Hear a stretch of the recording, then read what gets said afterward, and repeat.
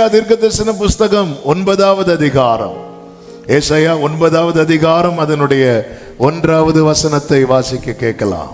ஆகிலும் அவர் செபுலோன் நாட்டையும் நப்தலி நாட்டையும் இடுக்கமாய் ஈனப்படுத்தின முந்தின காலத்தில் இருந்தது போல அது இருந்து இருப்பதில்லை.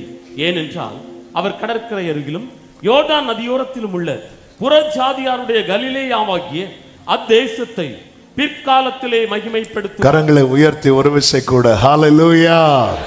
முந்தின காலத்தில் இருந்தது போல இருப்பது இல்லை, அவர் பிற்காலத்திலே மகிமைப்படுத்துவார். இந்த வேதம் ஒவ்வொரு மனிதனுக்கும் ஆமென் ஒரு நம்பிக்கையான எதிர்காலத்தை கொடுத்து கொண்டே இருக்கும். கர்த்தருடைய வார்த்தையில் அவ்வளோ வல்லமை இருக்கிறது. ஆமென். தண்ணீர் இல்லாத ஒரு சூழ்நிலை வந்தபோது ஆமென் இஸ்ரவேலின் ராஜா ஐயோ நம்ம எல்லாரும் சாக போறோம் என்று கதறும்போது யோசபாத் வார்த்தையை தேடுகிறான். இங்கே கர்த்தருடைய தீர்க்கதரிசி யாராவது இருக்கிறாங்களா? ஏன் அப்படின்னு கேட்கும்போது அவரிடத்துல கர்த்தருடைய வார்த்தை இருக்கிறது. வார்த்தை இருக்குதுன்னா ஆமென் ஃபியூச்சர் இருக்குன்னு அர்த்தம். ஹல்லேலூயா. கர்த்தர் கிருபையா இந்த மாதம் இந்த வார்த்தையை நமக்கு வாக்குத்தத்தமாய் தந்து ஒவ்வொரு நாளும் பேசி வருகிறார். ஆமென். முந்தின காலம் எப்படி இருந்தது கர்த்தருக்கு தெரியும். ஆண்டுடைய வார்த்தையில நம்முடைய கடந்த காலத்தை குறித்த நினைவும், நிகழ்காலத்தை குறித்த உணர்வும், வருங்காலத்தை குறித்த நம்பிக்கையும் இருக்கும். ஆமென். எனவே தான் அந்த வசனத்தை யார் உள்ள வாங்குறாங்களோ அவங்களுக்குள்ள நாளை குறித்த கவலைகள் மறந்து நாளை குறித்த நம்பிக்கை ஓங்க ஆரம்பித்து விடும். ஆமென். எனவே தான் இந்த நம்பிக்கை இருக்கக்கூடாது என்பதற்காக தான் பிசாசானவன் என்ன பண்ணுகிறான் என்றால் ஒருவருக்குள்ளும் வசனம் இராதபடிக்கு அதை அவன் எடுத்துக்கொண்டு போகிறான். நமக்குள்ளே வசனம் இல்லைன்னாலே நமக்குள்ள நம்பிக்கை இல்லை, நமக்குள்ள எதுவுமே இல்லைன்னு அர்த்தம். எனக்கு வேண்டிய ஆகாரத்தை பார்க்கலும் நம்முடைய வார்த்தையை நான் காத்துக்கொண்டேன் என்று யோபு சொன்னான். அதனுடைய ரிசல்ட் தான் எல்லாம் இழந்த போதிலும் எனக்கு குறித்திருக்கிறதை அவர் நிறைவேற்றுவார் என்கிற நம்பிக்கை அவனுக்குள்ளே இருந்து கொண்டே இருந்தது. ஆமீன் சொல்லுங்க பார்க்கலாம். கர்த்தர் நல்லவர், நம் தேவன் எல்லாவற்றையும் செய்ய வல்லவர். இங்கே கீழே நீங்க படிச்சீங்கன்னா அப்படிதான் சொல்லப்பட்டிருக்கும். இருளில் நடக்கிற ஜனங்கள் பெரிய வெளிச்சத்தை கண்டார்கள். மரண இருளின் தேசத்தில் குடியிருக்கிறவர்கள் மேல் வெளிச்சம் பிரகாசித்தது. அந்த ஜாதியை அவர் திரளாக்கி அதற்கு மகிழ்ச்சியை பெருக பண்ணினீர். அறுப்பில் மகிழ்கிறது போலவும் கொள்ளையை பங்கிட்டு கொள்ளுகையில் களி கூறுகிறது போலவும் உமக்கு முன்பாக மகிழுகிறார்கள். ஆமா, ஈனப்படுத்தப்பட்டதை கர்த்தர் மகிமைப்படுத்தும் போது அதுவரை இல்லாத சந்தோஷம். ஆமே, அப்படி ஒரு மகிழ்ச்சி. ஆமே, ஹல்லேலூயா.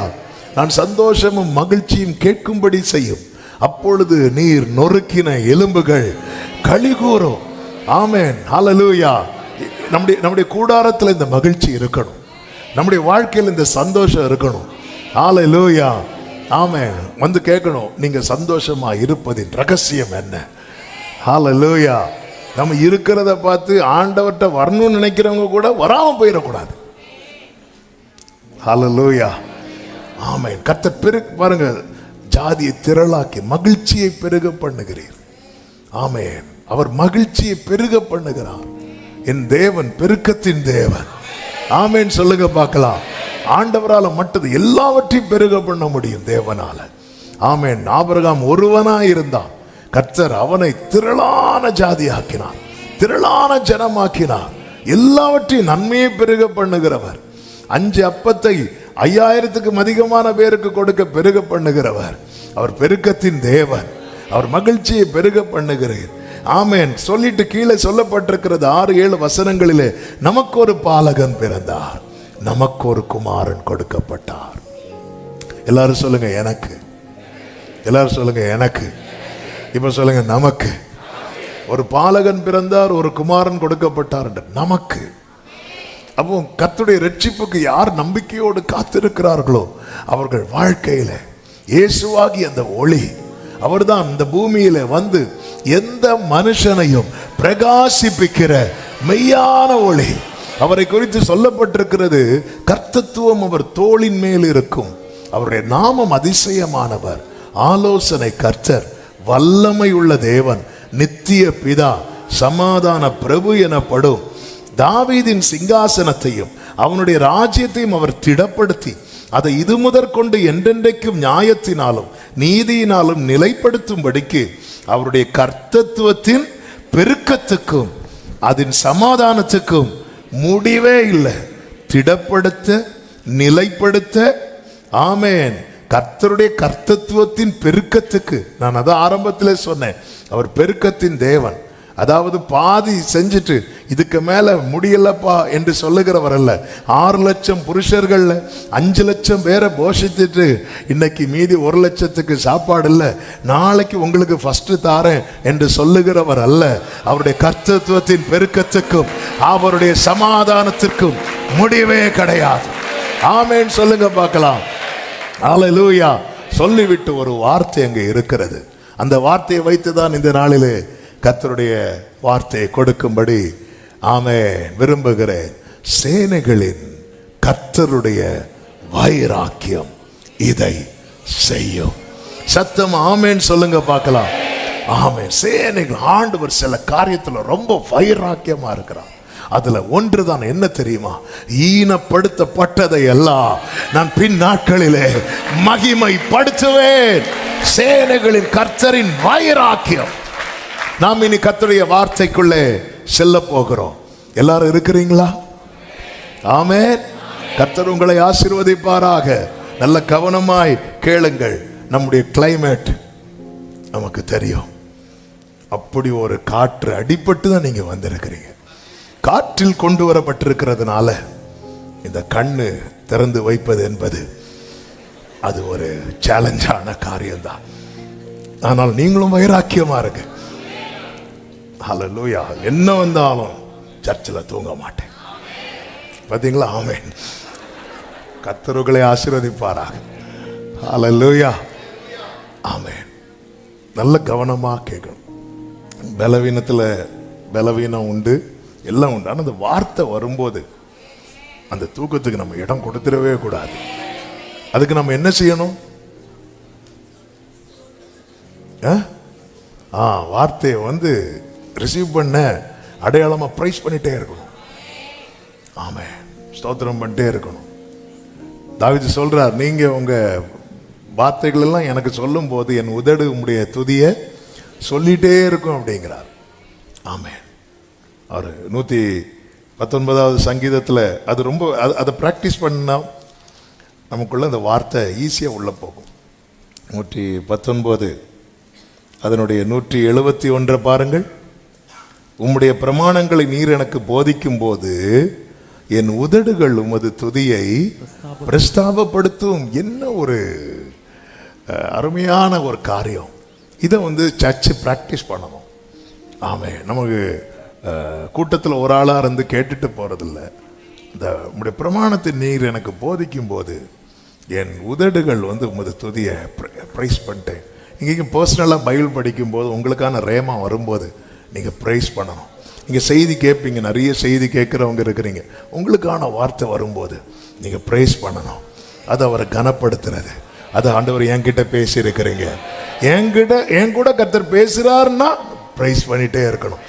அவருடைய மகத்துவத்தை சொல்லும்போது ப்ரைஸ் பண்ணணும். அவருடைய மகிமையை சொல்லும்போது, அவருடைய கிருபையை சொல்லும்போது, ஏன்னா எல்லாமே நமக்கு காண்பித்திருக்கிறார். ஆமென் சொல்லுங்க பார்க்கலாம். கர்த்தருக்கு மகிமை உண்டாவதாக. சேனைகளின் கர்த்தருடைய வைராக்கியம் இதை செய்யும். சொல்லிவிட்டு 8வது வசனத்தில் என்ன சொல்லப்பட்டிருக்கிறது? ஆண்டவர் யாக்கோபுக்கு ஒரு வார்த்தையை அனுப்பினார், அது இஸ்ரவேலின் மேல் இறங்கிட்டு. அதன் அர்த்தம் என்ன? கர்த்தர் அனுப்புனா இறங்கும். ஆமென் சொல்லுங்க பார்க்கலாம். கர்த்தர் அனுப்பினால் இறங்கும். அது எப்படி சாத்தியமாகும்? சேனைகளின் கர்த்தரின் வைராக்கியம் அதை செய்யும். ஆமென். ஹல்லேலூயா. நாம் பாடணும், மிதியிடப்பட்ட மண்ணின் மேல் மகத்தான திட்டம் வைத்தேன். ஹல்லேலூயா. எத்தனை பேர் அதை மிதிச்சிருப்பாங்க? ஹல்லேலூயா. குயவன் நினைச்சிட்டார் இதை எடுத்து பாத்திரம் ஆக்கணும். பாத்திரம் ஆச்சுல்ல. ஆனா பாத்திரம் ஆக்கப்பட்ட பிறகு யாருக்கும் தெரியாது இதுதான் மிதியிடப்பட்டது என்று. அது அந்த மண்ணுக்கும் குயவனுக்கும் மட்டும்தான் தெரியும். ஹல்லேலூயா. சேனைகளின் கர்த்தரின் வைராக்கியம். இந்த காலை வேளையில் எத்தனை பேர் நம்புறீங்க? எனக்கென்று ஒரு வார்த்தை அனுப்புனா அது என் மேல இறங்கும். என் குடும்பத்துக்கு ஒரு வார்த்தை அனுப்பினா அது என் குடும்பத்தின் மேல இறங்கும். ஆமென் சொல்லுங்க பார்க்கலாம். எனவேதான் ஏசாயா 68:13 சொல்லப்பட்டிருக்கிறது, நீங்கள் அடுப்பின் அடியில் கிடந்தவர்களா இருந்தாலும் வெள்ளியால் அலங்கரிக்கப்பட்ட புறா சிறகுகள் போலவும் பசும்பொன் நிறமாகிய அதன் இறகுகளின் சாயலாகவும் இருப்பீர்கள் என்று ஏசாயா 68:13 சொல்லப்பட்டிருக்கிறது. நீங்கள் அடுப்பின் அடியில் கிடந்தவர்களாயிருந்தாலும். ஆமென். நீ கொஞ்சம் அடுப்புக்கு வெளியே இருந்திருந்தா கூட நீ அடுப்பின் அடியில் அதாவது ஆண்டவருக்கு ஒருத்தங்களை மாத்துறதுக்கு அவங்க இப்படிதான் இருக்கணும்லாம் கிடையாது. எனவே தான் தாவீது சொல்வார்ல, எவரையும் மேன்மைப்படுத்தவும் பலப்படுத்தவும் தேவனுடைய கரத்தினாலே எவரையும் தாவீது தன் வாழ்க்கையை வைத்து சொல்ல, எங்க பாரு எவரை வேணாலும் அவர் நினைச்சா, நீங்க நினைச்சா ஆசீர்வாதம் தான் என்ன மறந்தா. ஒரு தேவ பிள்ளைக்கு தேவன் மேல இருக்கிற நம்பிக்கையின் அளவு என்ன என்பதை பார்க்கணும். எனக்கு என் ஆண்டவர் மேல நான் எந்த அளவுக்கு நம்பிக்கையை வச்சிருக்கிறேன், என்னுடைய நம்பிக்கையின் அளவு என்ன, இது ரொம்ப முக்கியம். ஆமா, ஆண்டவர் எனக்கு ஒன்று செய்வேன்னு சொன்னா அவருடைய வைராக்கியம் அதை செய்யும். சேனைகளின் கர்த்தருடைய வைராக்கியம். ஆண்டவர் எல்லாத்தையும் பார்ப்பார். லேயாள் அற்பமா எண்ணப்பட்டதை கர்த்தர் கண்டார், கர்த்தர் கேட்டார். எனவேதான் லேயாள் சொல்லுவாங்க, அதை பார்த்து அருளினார், கேட்டு அருளினார். ஆமென், ஹல்லேலூயா. அவர் வைராக்கியத்தை பார்த்தீங்களா? ஆமென். ராகேல ஸ்டாப் பண்ண வச்சிட்டார். ஆமென். லேயாளுக்கு கொடுத்துட்டே இருக்கிறார். லேயாள் போதும்னு சொன்னதுக்கு அப்புறம் தான் ராகேலுக்கு கொடுக்க ஆரம்பிக்கிறார். இதுதான் சேனைகளின் கர்த்தரின் வைராக்கியம். பார்க்க வைத்து கொடுப்பார். அதான் சத்துருக்களுக்கு முன்பாக எனக்கு ஒரு பந்தியை பார்க்க வைத்து. மோர்தேக்காய உயர்த்தினதை யாரை பார்க்க வச்சார் தெரியுமா? ஆமான பார்க்க வைத்து. சேனைகளின் கர்த்தருடைய வைராக்கியம். ஏன் அப்படி செய்றீங்க ஆண்டவரே? லேயாளை ரொம்ப கஷ்டப்படுத்திட்டாங்க. லேயாள் ஈனப்படுத்தப்பட்டவள், லேயாள் அற்பமா எண்ணப்பட்டவள். இந்த கால வேளையில ஈனப்படுத்தப்பட்டு அற்பமா எண்ணப்பட்ட நிலையிலும் கர்த்தரை ஆராதிக்கிற உள்ளங்களுக்கு தான் கர்த்தர் இந்த நாளிலே பேசிக் கொண்டிருக்கிறார். அவருடைய வைராக்கியம் இதை செய்து முடிக்கும். கர்த்தர் அனுப்புகிற வார்த்தை உங்கள் மேல இறங்கும். ஆண்டவராகிய இயேசு கிறிஸ்து அவர் தம்மையே அதற்கு மாதிரியாய் வைத்திருக்கிறார். அவரை குறித்து வேதம் நமக்கு என்ன கற்றுத்தருகிறது? அவர் பிதாவுக்கு சமமாய் இருப்பதை கொள்ளையாடின பொருளா எண்ணாமல் தம்மை தாமே வெறுமையாக்கி எப்படி வந்தாரா? அடிமையின் ரூபம் எடுத்தார். அப்படி அடிமையின் ரூபம் எடுத்தவர் வந்ததுனால நாம என்ன நினைத்தோம் தெரியுமா? ஆமென். ஏசாயா 53:3 சொல்லப்பட்டிருக்கிறது, அவர் அசட்டை பண்ணப்பட்டவரும் மனுஷரால் புறக்கணிக்கப்பட்டவரும் துக்கம் நிறைந்தவரும் பாடு அனுபவித்தவருமாயிருந்தார். அவருடைய வாழ்க்கையும் ஈனப்படுத்தப்பட்டதாய் தான் காணப்பட்டது. அசட்டை, புறக்கணிப்பு, துக்கம், பாடு. ஆமென். ஈனப்படுத்தப்பட்ட வாழ்க்கை என்பது இப்படிதான். அசட்டை பண்ணப்படுது. இவரா? ஆமென், ஹல்லேலூயா. ஒரு ஃபங்க்ஷனுக்கு நம்ம போனா இவனா, இவளா, இவங்களா? ஆமென். சிலர் பாருங்க, சிலர் அவங்க ஒரு ட்ரெஸ் போட்டு போவாங்க. அவங்களுக்கு அது புது ட்ரெஸ். ஆனால் அந்த ஃபங்க்ஷனில் போய் நிற்கும் போது மற்றவங்களுக்கு அது இதெல்லாம் ஒரு ட்ரெஸ்ஸா? ஆமென். அசட்டை, புறக்கணிப்பு, துக்கம் நிறைந்து. இங்க பாருங்க, அவரை விட்டு நம்முடைய முகங்களை மறைத்து கொண்டோம், அவரை எண்ணாமற் போனோம். இதான் உண்மையில் இந்த ஈனப்படுத்தப்படுகிற நிலை. ஆமென். வேதம் என்ன சொல்லுகிறது தெரியுமா? பிலிப்பியர் 2:9 ஆதலால் தேவன் எல்லாவற்றுக்கும் மேலாக அவரை உயர்த்தி, தேவன் எல்லாவற்றுக்கும் மேலாக அவரை உயர்த்தி. இதுதான் சேனைகளின் கர்த்தருடைய வைராக்கியம் செய்வது. எல்லாவற்றுக்கும் மேலாக யாரை உயர்த்தி, யார் அசட்டை பண்ணப்பட்டாரோ, யார் புறக்கணிக்கப்பட்டாரோ, யார் துக்கம் நிறைந்தவராய் பாடு அனுபவித்தவராய், யாருக்கு எல்லாரும் தங்கள் முகத்தை மறைத்தார்களோ அவரை பிதாவாகிய தேவன் எல்லாவற்றுக்கும் மேலாக உயர்த்தி இயேசுவின் நாமத்தில் வானோர் பூதலத்தோர் ஆமென் பூமியின் கீழானோருடைய முழங்கால் யாவும் முடங்கும்படிக்கும் பிதாவாகிய தேவனுக்கு மகிமையாக இயேசு கிறிஸ்து, பிதாவாகிய தேவனுக்கு மகிமையாக இயேசு கிறிஸ்து, பிதாவாகிய தேவனுக்கு, எல்லாரும் வாயை திறந்து சொல்லுங்க, பிதாவாகிய தேவனுக்கு மகிமையாக இயேசு கிறிஸ்து. கைகளை உயர்த்தி 3 முறை சத்தமா சொல்லுங்க, பிதாவாகிய தேவனுக்கு மகிமையாக இயேசு கிறிஸ்து, பிதாவாகிய தேவனுக்கு. இன்னும் சத்தமாய், பிதாவாகிய தேவனுக்கு. அப்ப இயேசு கிறிஸ்துவை யார் கர்த்தர் என்று சொல்லுகிறார்களோ அவர்கள் பிதாவை மகிமைப்படுத்துகிறார்கள். அவரை தேவன் எல்லாவற்றுக்கும் மேலாக, யாரை? பாடு அனுபவித்தவர், துக்கம் நிறைந்தவர், அசட்டை பண்ணப்பட்டவர், புறக்கணிக்கப்பட்டவர், சேனைகளின் கர்த்தருடைய வைராக்கியம் இதை செய்யும். ஆமே. எத்தனை பேர் நம்புறீங்க? என் வாழ்க்கையிலும் கர்த்தர் அப்படி ஒரு மாற்றத்தை தர வல்லவராய் இருக்கிறார். எனவேதான் 1 கொரிந்தியர் 6:14 சொல்லப்பட்டிருக்கிறது, தேவன் கர்த்தரை எழுப்பினாரே. அடுத்த வார்த்தை என்ன? நம்மையும் தமது வல்லமையினாலே. நம்புறவங்க சத்தம் ஆமென் சொல்லுங்க பார்க்கலாம். சங்கீதம் 2வது சங்கீதம் நமக்கு நன்றாய் தெரிந்த சங்கீதங்களில் ஒன்று. சங்கீதம் படிக்கும் போது 1 படிப்போம், அடுத்து 2, அதுக்கப்புறம் தான் நம்ம ஸ்கிப் பண்ண பார்ப்போம். 23க்கெல்லாம் ஜம்ப் பண்ணுவோம். ஏன்னா அதுக்கு அடுத்து கொஞ்சம் கொஞ்சமா.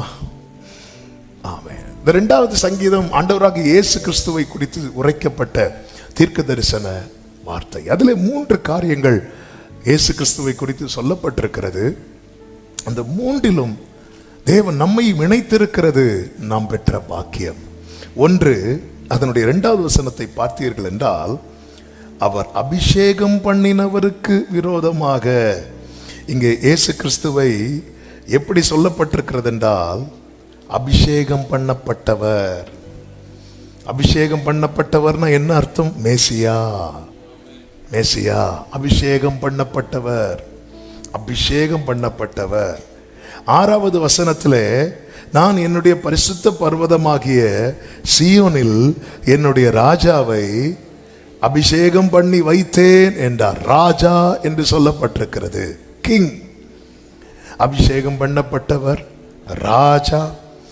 7வது வசனத்திலே சொல்லப்பட்டிருக்கிறது, தீர்மானத்தின் விவரம் சொல்லுவேன். கர்த்தர் என்னை நோக்கி, நீர் என்னுடைய குமாரன், இன்று நான் உம்மை ஜெனிப்பித்தேன். குமாரன், மகன் என்று சொல்லப்பட்டிருக்கிறது. நீங்க அப்படியே நம்முடைய வாழ்க்கையில தேவன் செய்ததை பாருங்கள். பிதாவாகிய தேவன் தம்முடைய குமாரனாகிய கிறிஸ்துவை அனுப்பினார்.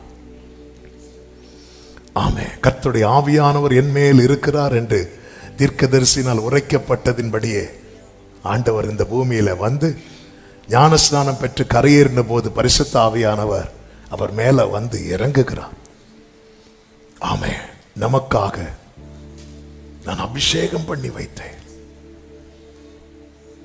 அவருடைய இரத்தத்தாலே மீட்கப்பட்டதும் நம்மையும் கர்த்தர் இப்படி கொண்டு வரார், பிள்ளைகளாக்குகிறார், அபிஷேகத்தை தருகிறார்.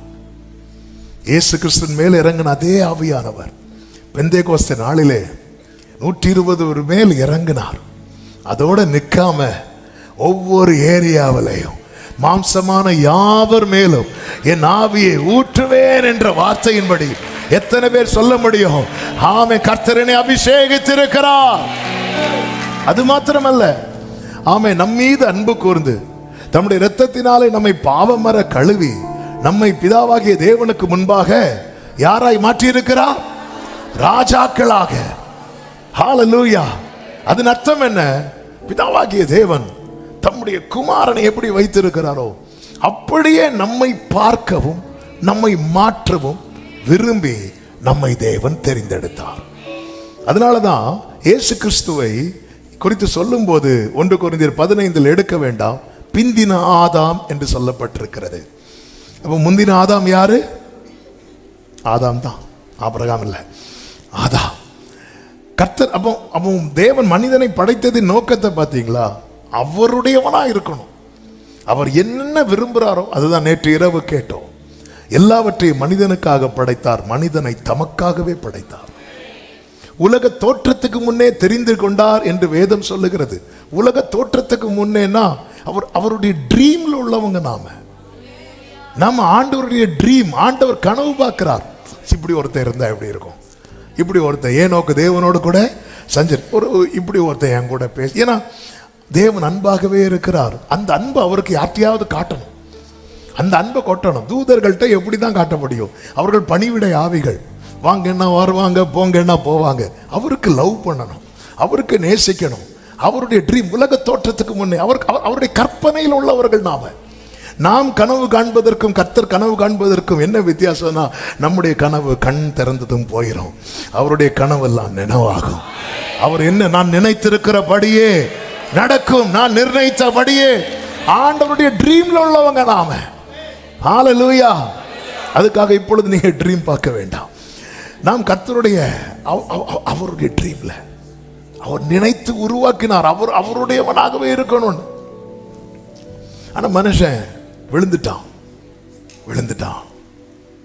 விழுந்து போனதை திரும்ப எடுப்பித்து நிறுத்தும்படியாய் தேவன் என்ன பண்ணார் தெரியுமா? தம்முடைய ஒரே பேரான குமாரனை தந்தருளினார். ஹல்லேலூயா. நம்மை பிள்ளைகளாக்கினார். வேதம் சொல்லுகிறது, ரோமர் 9வது அதிகாரம் அதனுடைய 24, 25, 26 வசனங்களிலே, அவர் யூதரிலிருந்து மாத்திரமல்ல புற ஜாதிகளிலும் இருந்து நம்மை அழைத்திருக்கிறாரே, அந்தபடி எனக்கு ஜனம் அல்லாதவர்களை என்னுடைய ஜனங்கள் என்றும் சிநேகிக்கப்படாதிருந்தவளை சிநேகிக்கப்பட்டவள் என்றும் சொல்லி அழைப்பேன். நீங்கள் என்னுடைய ஜனங்கள் அல்ல என்று அவர்களுக்கு சொல்லப்பட்ட இடத்திலே அவர்கள் ஜீவனுள்ள தேவனுடைய பிள்ளைகள் எண்ணப்படுவார்கள் என்று ஓசியாவின் தீர்க்க தரிசனத்தில் சொல்லி இருக்கிறது.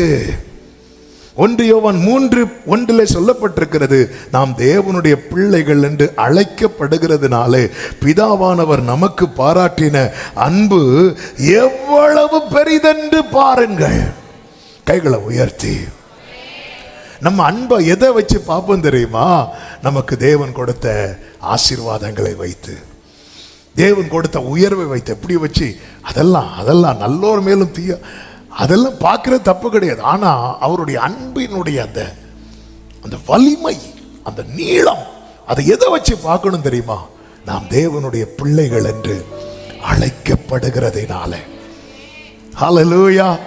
ஆண்டவரே, என்னையா தேடினீ,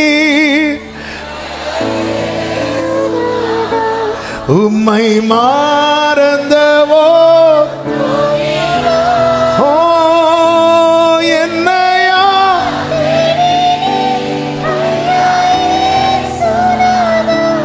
அடிமை உமக்கே. நீங்க ஆதியாகமம் முதல், நீங்க யாத்திராகமம் முதல் இப்படி படிச்சு வரும்போது தெரியும், தேவன் தம்மை பிதாவாக இன்ட்ரோடியூஸ் பண்ணிட்டே இருப்பார். ஆனா அப்பான்னு கூப்பிடுறதுக்கு யாருமே கிடையாது. நான் அவனுக்கு பிதாவா இருக்கிறேன் ஆரம்பத்திலிருந்தே சொல்லிட்டே வருவார். ஆனா யாருமே அப்பான்னு கூட மாட்டாங்க. மோசே கூட அப்பான்னு கூப்பிடல. ஆனா பிதாவேன்னு ஒருத்தர் கூப்பிடுறாரு. யாருன்னா தாவீது. அவன் என்னை நோக்கி பிதா அப்படிம்பா. தாவீது பிதாவேன்னார். ஆனா இயேசு வந்ததும் இன்னும் எப்படி கூட வைக்கிறார் தெரியுமா? அப்பா பிதா. ஆமென். ஃபாதர்னு கூப்பிடுறதுக்கும் டேடின்னு கூப்பிடுறதுக்கும் நிறைய கேப் இருக்கு. ஆமென். ஃபாதர்னு எல்லாரையும் கூப்பிடுவோம். Praise Lord Father. ஆமென். ஆனா டாடி, அப்பா. ஆமென். அப்பா அப்பா அப்படி கூட்டா. தமிழுக்காக ஸ்தோத்திரம். ஆமென். அப்பான்னு கூப்பிடும்போது அந்த உறவு எவ்வளவு அன்பு பாருங்க. நாம் தேவனுடைய பிள்ளைகள் என்று அழைக்கப்படுகிறதுனால பிதாவானவர் யாரு சொல்றா தேவனுடைய பிள்ளைன்னு? ஆவியானவர் நம்முடைய ஆவியுடனே கூட சாட்சி கொடுக்கிற. வேற யாராவது சொல்லுவாங்களா நான் ஆண்டவருடைய பிள்ளைன்னு? யாராவது சொல்லுவாங்களா? ஆமென், சொல்ல மாட்டாங்க. தாவீது அபிஷேகம் பண்ணப்பட்டது சகோதரர்களுக்கு தெரிந்தும் சொல்ல மாட்டாங்க. ஆமென். அவனை விரட்ட தான் பார்த்தாங்க. ஹல்லேலூயா. அவர் சொல்லுவார், ஆவியானவர் சொல்லுவார், ஏய் நீ பிள்ளை. உலகம் சொல்லும் நீ பாவி, உலகம் சொல்லும் நீ யாரும் இல்லாதவன். ஆமென், சொல்லுங்க பார்க்கலாம். நாம் புத்திர ஸ்வீகாரத்தை பெற்றிருக்கிறோம். கலாத்தியர் 4:5 சொல்லப்பட்டிருக்கிறது. 4:4 முதல் வாசியுங்கள். கலாத்தியர் 4:4 முதல். நாம் புத்திர சுவிகாரத்தை உடையும்படி, புத்திர சுவிகாரத்தை அடையும்படி நியாயப்பிரமாணத்திற்கு கீழ்ப்பட்டவர்களை மீட்டுக் கொள்ளத்தக்கதாக. புத்திர சுவிகாரத்தை அடையணும்னா மீட்கப்படும், மீட்கப்படணும்.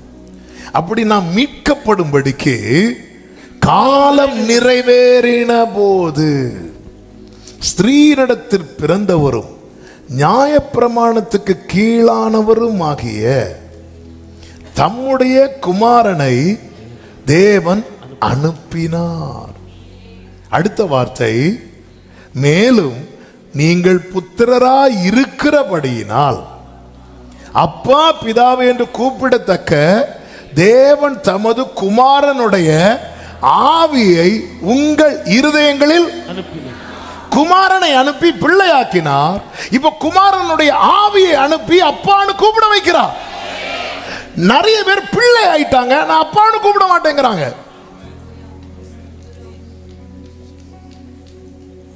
ஆமென். நிறைய பேர் எல்லாரும் பிள்ளை தான். ரட்சிக்கப்பட்ட எல்லாரும் யார் தான்? எத்தனை பேர் அப்பான்னு கூப்பிடுறோம்? இந்த 1 வீக்ல எவ்வளவு அவர் அப்பான்னு கூப்பிட்டு இருக்கிறோம்? நான் அவர் அப்பான்னு கூப்பிடலன்னா எனக்குள்ள என்ன இல்லை தெரியுமா? ஆமென். எனக்குள்ள என்ன இல்லை? குமாரனுடைய ஆவி. ஆவி இல்லைன்னா என்ன அர்த்தம்? அவரை செயல்பட விடல. குமாரனை அனுப்பி பிள்ளையாக்குறார். குமாரனுடைய ஆவியை அனுப்பி அப்பான்னு கூப்பிட வைக்கிறார். எத்தனை பிள்ளைங்க அவங்க அப்பாவை அப்பான்னு கூப்பிடல தெரியுமா? ஏன்னா உறவு இல்லை, ஆவி இல்லை. உறவு இல்லைன்னா அப்பான்னு கூப்பிட முடியாது. ஆமென். ஹல்லேலூயா. அவரை பார்த்து அப்பான்னு கூப்பிடுறேன்னா அது நான் கூப்பிடல, ஆவியானவர் என்னை கூப்பிட வைக்கிறார்.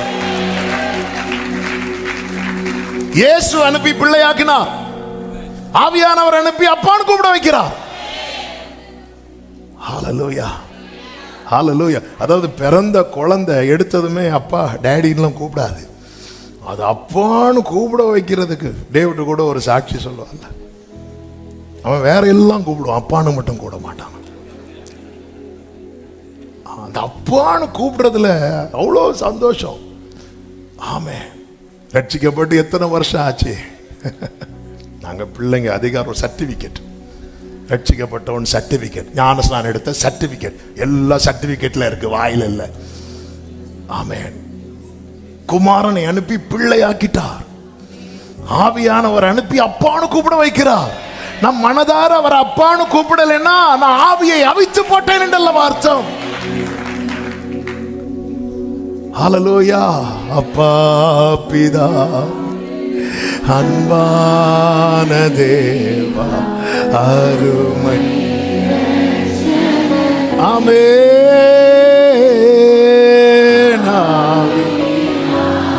பிரியமானவர்களே, மனதார அவரை அப்பான்னு முடியல முடியல. ஆமா, மாம்சம் விடாது விடாது. ஆனா அவருடைய ஆவியை பெற்றவன் அவர் அப்பா. அதனாலதான் பார்த்தீங்களா, ஜீசஸ் கிரைஸ்ட், இயேசு கிறிஸ்து வந்து எப்பவுமே என் பிதா என் பிதா என் பிதா. அவரை மாதிரி யாருங்க சொல்லுவா? அவரை மாதிரி நாம சொல்லணும்னு தானே நம்மளை மாத்தினாரு. அவர் எதுக்கு எடுத்த என் பிதா? நான் தனியாவும் இருக்க மாட்டேன், நானும் என் பிதாவுமாக இருக்கிறோம். ஆமா, எப்ப பார்த்தாலும் அப்பா அப்பா அப்பா. அதனாலதான் அவருக்கு நேச பிள்ளை. நேச பிள்ளை ஃபுல்லா அப்பா அப்பா அப்பான்னு தான் வருவாங்க. ஆமென், ஹல்லேலூயா.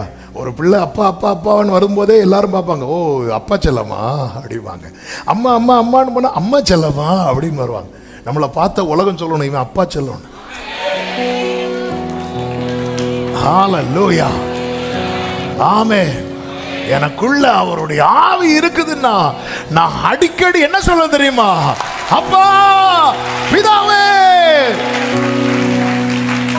ரோமர் 8:16 சொல்லப்பட்டிருக்கிறது, நாம் தேவனுடைய பிள்ளைகளா இருக்கிறோம் என்று ஆவியானவர் தாமே நம்முடைய ஆவியுடனே கூட சாட்சி கொடுக்கிறார். சாட்சி கொடுக்கிறார். அவருடைய சாட்சி மெய்யாய் இருக்கிறது. யாருக்கும் அதை தட்டவே முடியாது. பரலோகத்தில் சாட்சி எடுக்கிறவர் மூவர், பிதா, வார்த்தை, பரிசுத்த ஆவி என்பவர்களே. அவர் நம்ம கூட இவன் பிள்ளைதான். ஏன்னா இவனுக்குள்ள யார் இருக்கிறார்? குமாரன் இருக்கிறார். ஜீசஸை ஏற்றுக்கொண்டதுமே நமக்கு இந்த பிள்ளைங்கிற அதிகாரம் கிடைக்கிறது. அந்த அதிகாரம் கிடைச்சது நம்மளை அப்பான்னு கூப்பிட வைக்கிறது யாரு தெரியுமா? வேற யாருமே கூப்பிட வைக்க மாட்டாங்க. எல்லாரும் நம்ம வாயை அடைக்க தான் பார்ப்பாங்க. பர்திமேயின் வாயை அடைக்க பார்த்தது போல எல்லாரும் வாயை அடைக்க பார்ப்பாங்க. ஆனால் எப்பொழுது பரிசுத்த ஆவி வந்ததோ பலன் அடைந்து எருசலேமிலும் யூதேயாவிலும் சமாரியாவிலும், ஆமென் சொல்லுங்க பார்க்கலாம். ஹல்லேலூயா. அப்பா கூப்பிட விரும்புறவங்க கைகளை உயர்த்தி, மகனா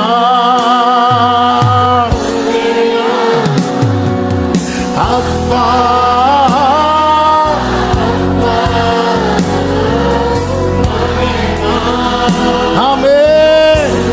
கண்ணின் மணிதானே, கண்ணின் மணிதான்.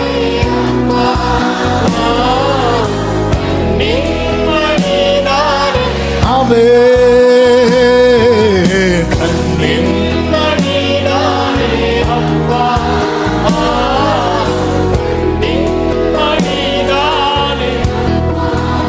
ஆண்டவர் நம்மை பிள்ளைகளாக்கி இருக்கிறார், அதிகாரம் கொடுத்திருக்கிறார், அபிஷேகம் பண்ணி இருக்கிறார். ஆமென், அபிஷேகம் பண்ணி இருக்கிறார்.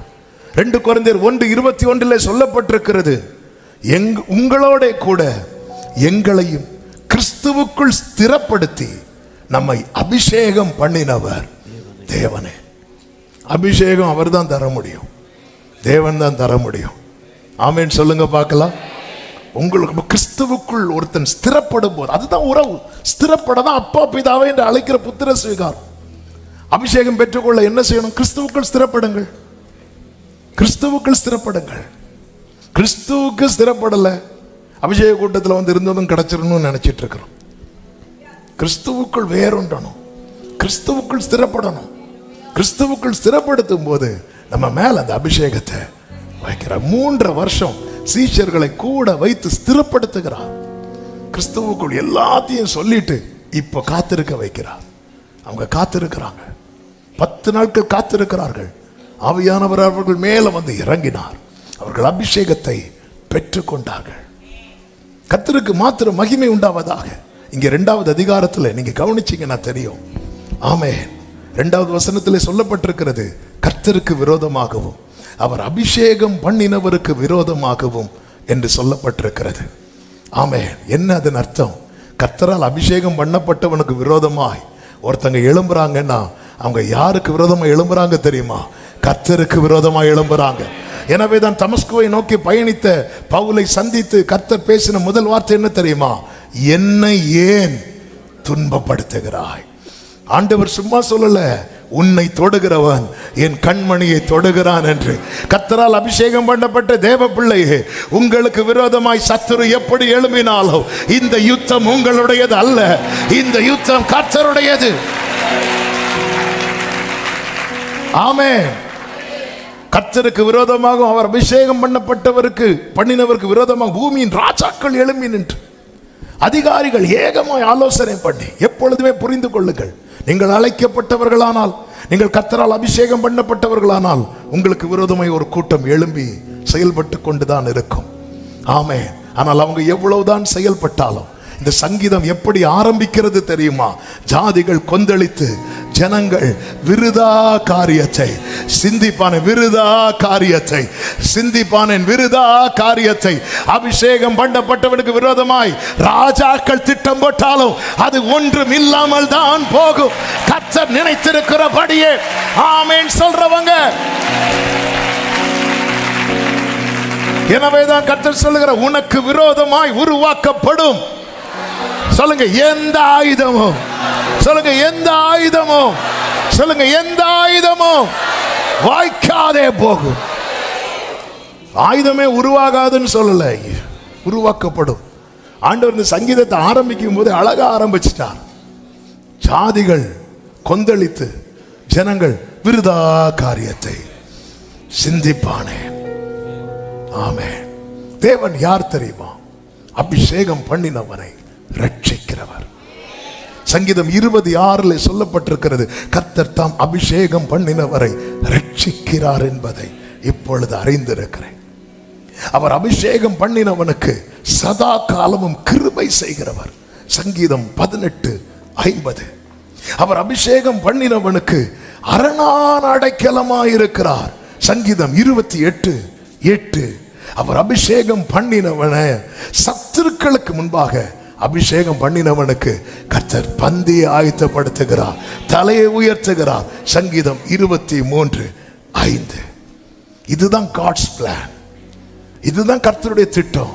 அபிஷேகம் பண்ணவனை ரட்சிக்கிறார், அபிஷேகம் பண்ணவனுக்கு சதா காலமும் கிருபை செய்கிறார், அபிஷேகம் பண்ணவனுக்கு அரணான அடைக்கலமாயிருக்கிறார், அபிஷேகம் பண்ணவனுடைய தலையை உயர்த்துகிறார்.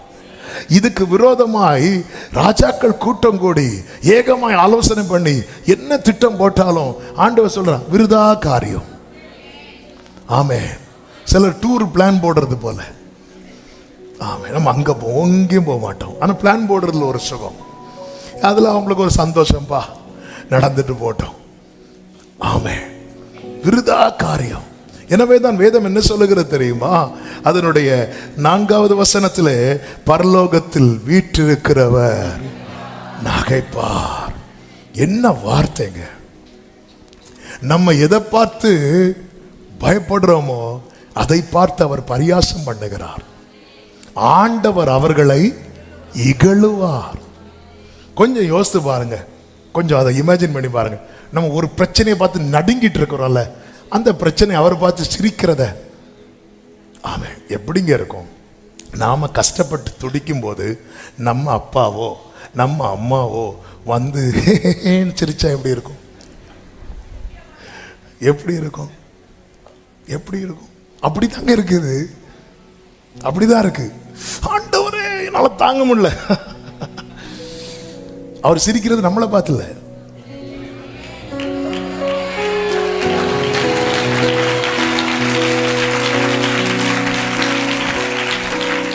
சத்துரு நம்மை பார்த்து சிரிக்கும் போது அவர் சத்துருவை பார்த்து சிரிக்கிறார்.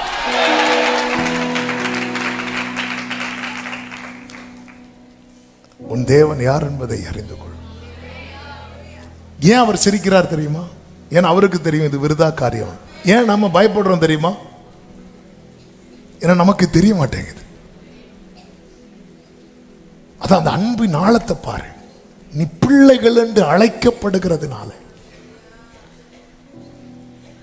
ஆமே, நம்ம அது ஏதோ ஒரு சர்டிபிகேட் மாதிரி நினைச்சிட்டு இருக்கிறோம்.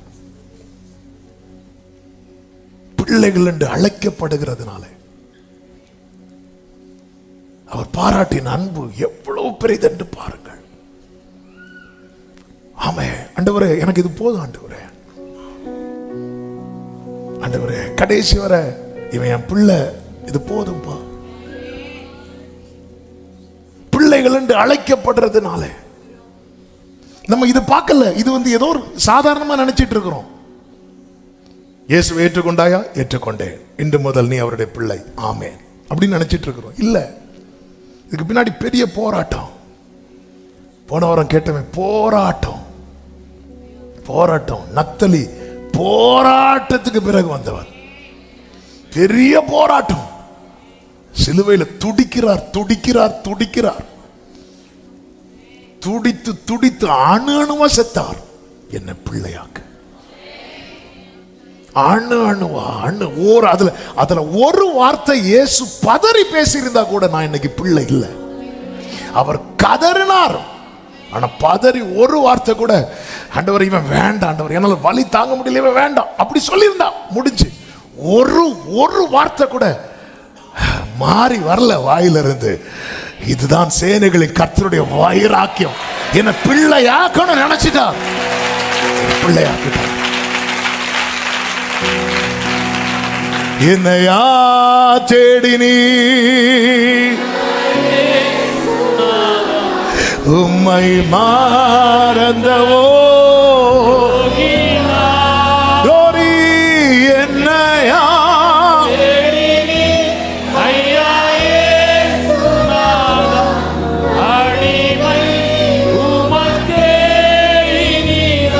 பரலோகத்தில், அதாவது நமக்கு விரோதமா ஒரு பெரிய கூட்டம் கூடி இவன் இன்னைக்கு இல்லாம ஆக்கிறேன்னு சொல்லும் போது ஆண்டவர் நல்ல காமெடி ஷோப்பா.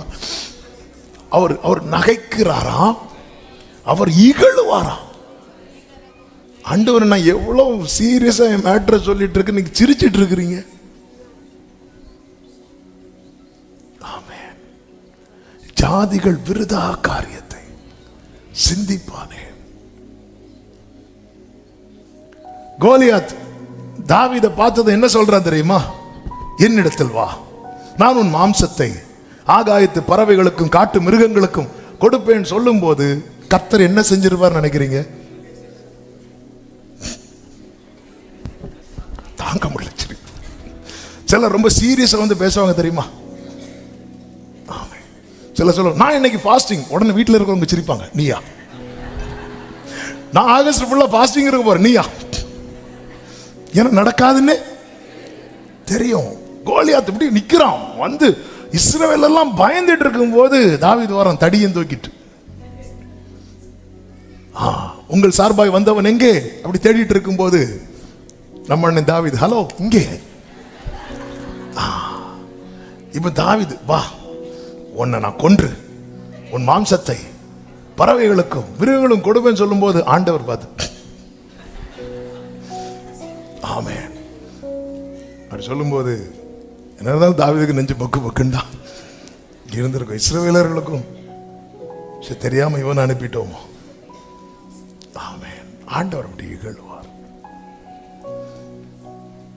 ஆண்டவர் நகைப்பார். அதே நேரத்தில் அவர் நகைக்கிறவர் மாத்திரமல்ல, இகழுகிறவர் மாத்திரமல்ல.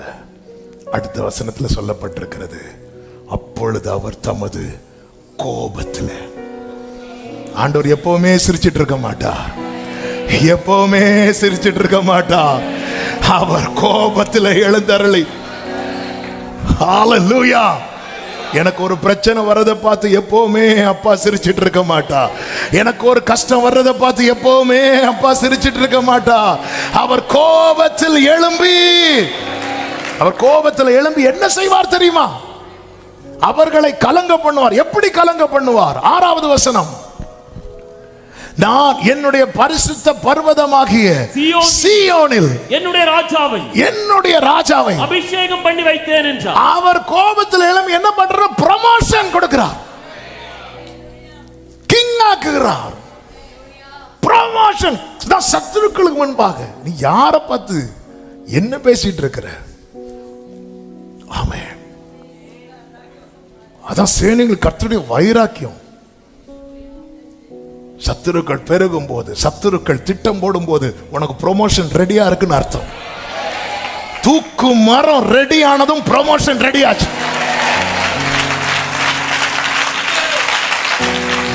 ராதானாலா மகாராபா ஷேரே மாமா கரோ. ஆமென், ஆமென். எப்பவுமே அவர் சிரிச்சிட்டு இருக்க மாட்டார், எப்பவுமே சிரிச்சிட்டு இருக்க மாட்டார். என் தேவன் எழுந்தருளுவார். சேனைகளின் கர்த்தருடைய வைராக்கியம். அபிஷேகம் பண்ணப்பட்டவனுக்கு எதிரான போராட்டங்கள், பிரச்சனைகள் அதிகரிக்கும் போது அங்கே சத்துருக்கள் வெட்கப்படும்படிக்கு. ஆமென். போராட்டம் அதிகரிக்குதா? ப்ரமோஷன் ரெடியா இருக்கு. ஹல்லேலூயா. ஆமென். ஆண்டவர் மோசே கிட்ட ஒரு வார்த்தை சொல்லுவார். ஆமென். மோசே பாருங்க, மோசே ஏற்கனவே 40 வயசுல ஜனங்களால தள்ள ரிஜெக்ஷன் நிறைய பார்த்த பர்சன் யாருன்னா மோசே. ஜனங்க உன்னெல்லாம் எங்களுக்கு தலைவனா வச்சது யாருன்ட்டாங்க. மோசே போயிட்டார். 40 வருஷம் கழிச்சு ஆண்டவர் பேசுறார். மோசே வா, நான் அனுப்புறேன். இல்ல ஆண்டவரே, வேற யாரையாவது அனுப்புங்க. வா மோசே, வா மோசே, வா மோசே. மோசே கூப்பிட்டு வரார். நேர மோசே பார்வோன்ட்ட போறான். பார்வோன் உன் தேவன் யாருன்னு சொல்லிட்டு துரத்துறான். Again rejection. துரத்திட்டு என்ன பண்றான் அப்படின்னா, ஜனங்களுக்கு கொடுத்த வைக்கோலையும் கொடுக்காம பிடுங்கி வச்சுட்டான். பிடுங்கி வச்சதும் ஜனங்கள் வந்து மோசையை பார்த்துட்டு நல்லா போயிட்டு இருந்து வந்தான் பைபிளை தூக்கிட்டு. அதோட போச்சு எங்களுக்கு பிரச்சனை. Again rejection. மீண்டும் தள்ளப்படுகிறான். இப்ப மோசே ஆண்டவர்கிட்ட வந்து நிற்கிறான்.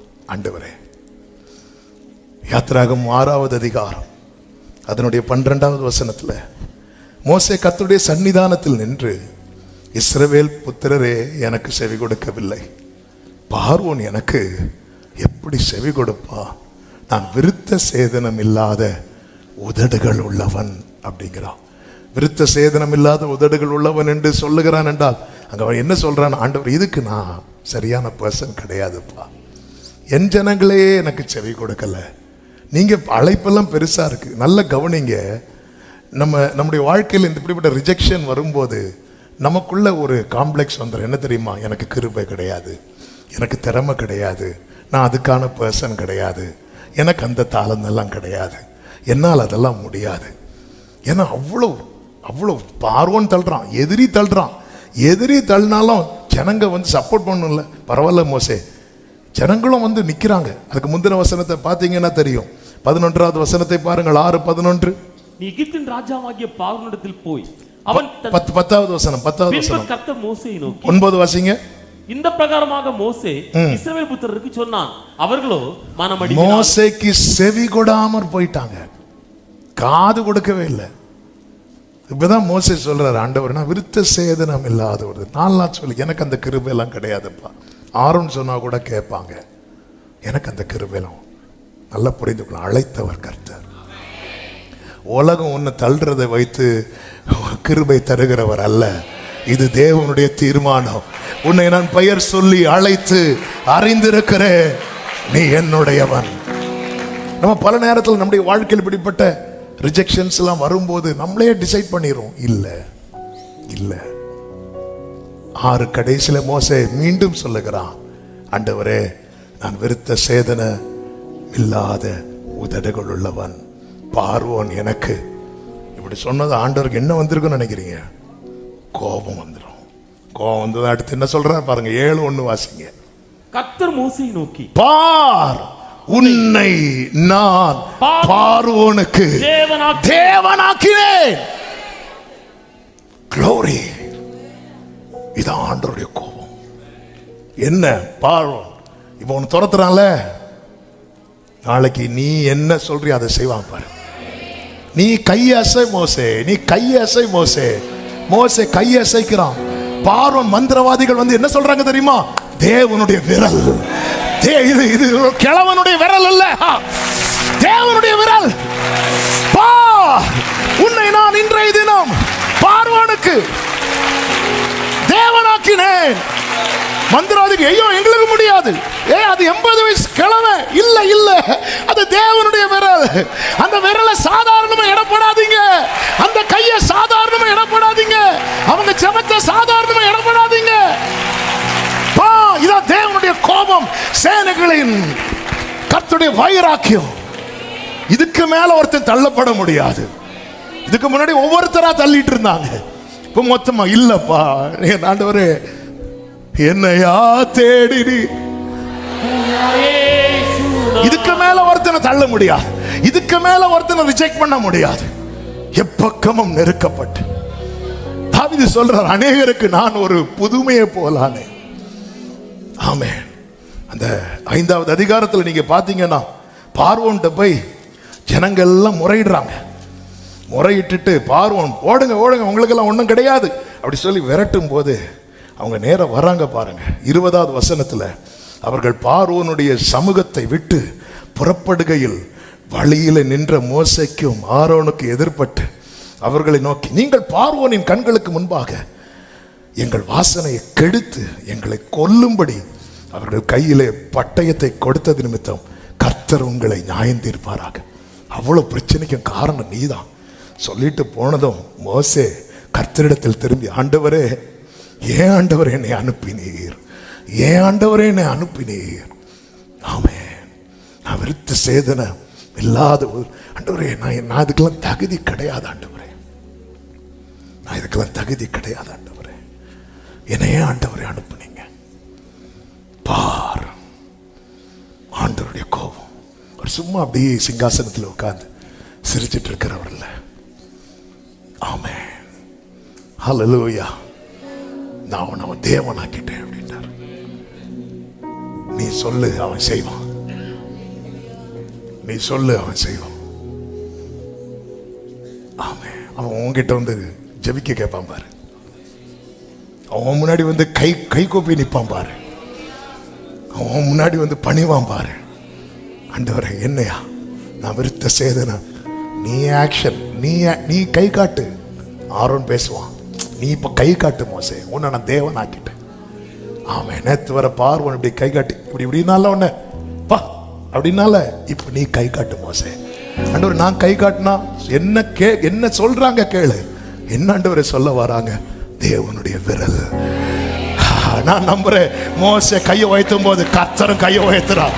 மோசே கையை காட்டும் போது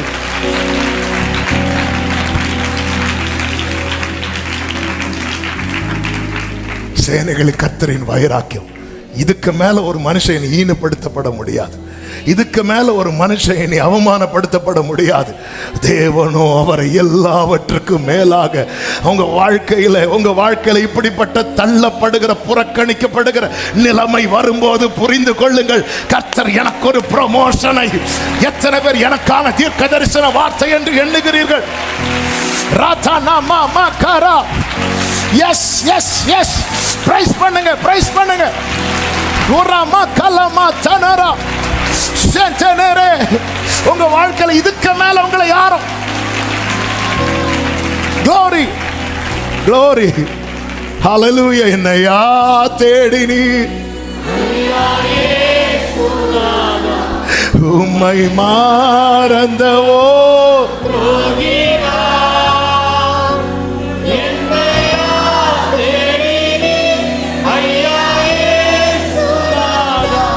அடிமை.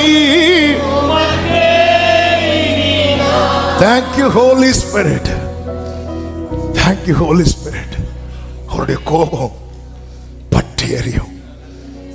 ஆமென். சத்துரு பண்றது எதுவுமே நடக்காது, அவருக்கு தெரியும். ஆனாலும் அது நிமித்தம் அபிஷேகம் பண்ணப்பட்டவன் நிந்திக்கப்படுகிறது, அது நிமித்தம் அபிஷேகம் பண்ணப்படுகிறவன் காயப்படுகிறது, அது நிமிஷம் அபிஷேகம் பண்ணப்படுகிறவன் துடிக்கிறது. ஆமென். அவர் எல்லாவற்றுக்கும் மேலாக. மொர்தெகாய் தூக்கு மரத்தெல்லாம் ரெடி பண்ணி வச்சுட்டு வரான் ராஜா கிட்ட. சூசா நகரம் ஆர்ப்பரித்த போது யூதர்கள் எல்லாம் கலங்கினார்கள். ஆமானும் ராஜாவும் திராட்சரசம் குடிக்க அமர்ந்த போது சூசா நகரம் கலங்கிட்டு இருக்கு. யூதர்களுக்கெல்லாம் அழுகை. அப்பெல்லாம் யூதர்களை பத்தி பார்க்கிறவங்க என்ன சொல்லியிருப்பாங்க தெரியுமா? நல்ல வேளை நான் யாரா இல்ல யூதன், நான் மட்டும் யூதனா இருந்திருந்தா எனக்கு இதே நிலைமை தான். நல்ல வேளை. இப்போ பிரச்சனை ரொம்ப. தூக்கு மரம் ரெடி ஆகுது அந்த ராத்திரியில. அவ்வளவுதான், ராஜா தூக்கத்தை தூக்கிட்டார். ஆமென். அல்லேலூயா. நீ தூக்கணும்னு பிளான் போடுறியா? நான் தூக்குறேன் பாரு தூக்கத்தை. அவன் அவர் எப்பவுமே சிரிச்சிட்டு இருக்க மாட்டார். அவர் எப்பவுமே சிரிச்சிட்டு இருக்க மாட்டார். என் ஆண்டவர் எழுந்தருளும் போது சத்துருக்கள் சிதறுண்டு ஓடுவார்கள், நீதிமான்கள் பாடி மகிழுவார்கள். ஆமென் சொல்லுங்க பார்க்கலாம். கர்த்தருக்கு மாத்திரம் மகிமை உண்டாவதாக. நியாயாதிபதிகள் 11வது அதிகாரத்தில் எத்தாவை குறித்து சொல்லப்பட்டிருக்கிறது. இந்த எத்தா கிளையாத்தின் மகன். ஆனா கிளையாத்து வேறொரு ஸ்திரீக்கு இந்த எத்தாவை பெற்றிருக்கிறான். கிளையாத்தின் மனைவியின் குமாரர்கள் வளர்ந்ததும் 2வது வசனத்தில் பாருங்க, அவன் மனைவி பெற்ற குமாரர் பெரியவர்களான பின்பு அவர்கள் எத்தாவை நோக்கி, உனக்கு எங்கள் தகப்பன் வீட்டிலே சுதந்திரம் கிடையாது, நீ அந்நிய ஸ்திரீயின் மகன் என்று சொல்லி அவனை துரத்தினார்கள் என்று சொல்லப்பட்டிருக்கிறது. உனக்கு வீட்டில் நீ இன்னொரு ஆளுக்கு பிள்ளை, நீ எப்படி இங்கே சுதந்திரம் எடுக்கலாம் என்று அவரு, நானும் அவர் அப்பன் தான், நீ கிளம்பு, உனக்கு சுதந்திரம் கிடையாது, துரத்தினார்கள் அப்படின்னு தான் இருக்கும் பைபிள்ல. துரத்தினார்கள். இந்த எத்தாவை குறித்து வேதம் சொல்லுகிறது, இவன் கர்த்தருடைய சந்நிதியில் தன் காரியத்தை எல்லாம் சொல்லுகிறவன். 11வது வசனம் கடைசி வார்த்தையில பார்த்தா, எத்தா தன் காரியங்களை எல்லாம் மிஸ்பாவிலே கர்த்தருடைய சந்நிதியிலே சொன்னான். இவன் கர்த்தருடைய சந்நிதியில் சொல்லுகிறவன் மட்டுமல்ல, இவன் கர்த்தருடைய சந்நிதியில் தங்கி இருக்கிறவன். யார் கர்த்தருடைய பர்வதத்தில் தங்குவான்? யார் கர்த்தருடைய சந்நிதியிலே அவருடைய கூடாரத்தில் வாசமா இருப்பான் தெரியுமா? ஆணையிட்டதில் நஷ்டம் வந்தாலும் அதை தவறாமல் செய்கிறவன். சங்கீதம் 15. இவன் அப்படி ஒன்று ஆணையிட்டான். என்ன தெரியுமா? நான் யுத்தம் பண்ணிட்டு வரும்போது எதிரே யார் வந்தாலும் நான் அதை உமக்கு தருவேன். அது அவனுக்கு துக்கத்தை உண்டாக்குகிற காரியம், ஆனாலும் தவறாமல் செய்கிறவன். அவன் யார் தெரியுமா? கர்த்தருடைய கூடாரத்தில் தங்கி இருக்கிறவன். அவன் ஆண்டவருடைய பிரசன்னத்தில் இருக்கிறவன். அவன் ஆண்டவர் சமூகத்தில் எல்லாத்தையும் சொல்றவன். அவனுக்கு என்ன நிலைமை தெரியுமா? எங்க அப்பா வீட்டில் உனக்கு சுதந்திரம் கிடையாது, உன் பிறப்பு வேற, நீ இன்னொரு ஸ்திரீக்கு மகன் என்று சொல்லி துரத்தினார்கள். ஆண்டவர் என்னைக்குமே பார்த்துட்டு சும்மா இருக்க மாட்டார். சூழ்நிலைகள் மாறினது. அதே 11வது அதிகாரம் அதனுடைய 5, 6, 7 வசனங்களை வாசியுங்கள். அவர்கள் இஸ்ரவேலின் மேல் யுத்தம் பண்ணும்போது கீலேயாத்தின் மூப்பர் எப்தாவை தோப் தேசத்திலிருந்து அழைத்து வர போய், கீலேயாத்தின் மூப்பர்கள் இந்த பெரியவங்க துரத்தி விட்டாங்கல்ல, இவங்க எல்லாம் இப்போ எங்க வராங்கன்னா எத்தா கிட்ட வராங்க. கர்த்தர் வர வைத்தார். சில நாட்களுக்கு பின்பு 4வது வசனம், அம்மோன் புத்திரர் இஸ்ரவேல் மேல் யுத்தம் பண்ணினார்கள் என்று சொல்லப்பட்டிருக்கிறது. சில யுத்தத்தை கர்த்தர் அனுமதிக்கிறார். எதற்கு தெரியுமா? துரத்தப்பட்டவனை தலைவனா திரும்ப கொண்டு வரணும். துரத்தப்பட்டவனை தலைவனா திரும்ப கொண்டு வரணும். என் ஆண்டவர் அன்றும் செய்தார், இன்றும் செய்கிறார். ஆமென். காரணத்தை சொல்லி தகப்பன் வீட்டில் சுதந்திரம் இல்லாம ஆக்குனாங்க. ஆனா எத்தாக்கு தெரியும், எனக்கு ஒரு தகப்பன் உண்டு. ஹல்லேலூயா. என்னை கொச்சப்படுத்தாத தகப்பன், என் பிறப்பை அற்பமாய் பார்க்காத தகப்பன், என் தகப்பன், என் சுதந்திரத்தை தேவரீர் காப்பாற்றுகிறீர். என் சுதந்திரத்தை தேவரீர் காப்பாற்றுகிறீர். நேர்த்தியான இடங்களில் எனக்கு பங்கு கிடைத்தது. உறவுகள் என்னை தள்ளின போது பரிசுத்தவான்கள் மத்தியில் என்னை கொண்டு வந்து வைத்தார். சிறப்பான சுதந்திரம் எனக்கு உண்டு. ஓ ஹல்லேலூயா. கர்த்தருடைய சந்நிதியில் தங்கி இருக்கிற, கர்த்தருடைய சந்நிதியில் காரியத்தை சொல்லுகிற எத்தாக்களே, நீங்கள் துரத்தப்பட்டதை குறித்து கலங்காதிருங்கள். காரியம் மாறுதலாய் முடிய போகிறது. உன்னை துரத்தினவர்கள் உன்னை தேடி வர போகிறார்கள். உன்னை வேண்டாம் என்றவர்கள் உன்னை தேடி வர போகிறார்கள். இது எனக்கான தீர்க்க தரிசனம் என்று சொல்லுகிறவர்கள்.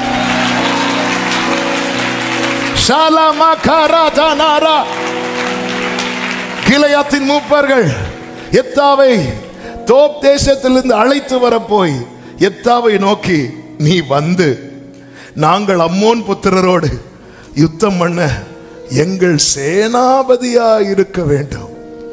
நீ வரணும், நீ வரணும். ஆமே. அவங்க புரிஞ்சுக்கிட்டாங்க, எத்தா வந்தாதான் பிரச்சனை சால்வ் ஆகும். உங்களை பிரச்சனையா பார்த்தவங்க எல்லாம் நாளைக்கு சொல்ல போறாங்க, நீங்க வந்தாதான் பிரச்சனை. ஆமே, ஆமே. உடனே எத்தா சொல்றார் பாருங்க 7வது வசனத்துல, அதற்கு எப்தா கீலேயாத்தின் மூப்பர்களை பார்த்து, நீங்கள் அல்லவோ என்னை பகைத்து என் தகப்பன் வீட்டிலிருந்து என்னை துரத்தினவர்கள். என்ன நீங்க தானே துரத்தினீங்க, இப்பொழுது உங்களுக்கு ஆபத்து நேரிட்டு இருக்கிற சமயத்தில் நீங்கள் என்னிடத்தில் ஏன் வருகிறீர்கள்? எத்தாவே, இது தற்செயலாய் நடக்கிறதல்ல.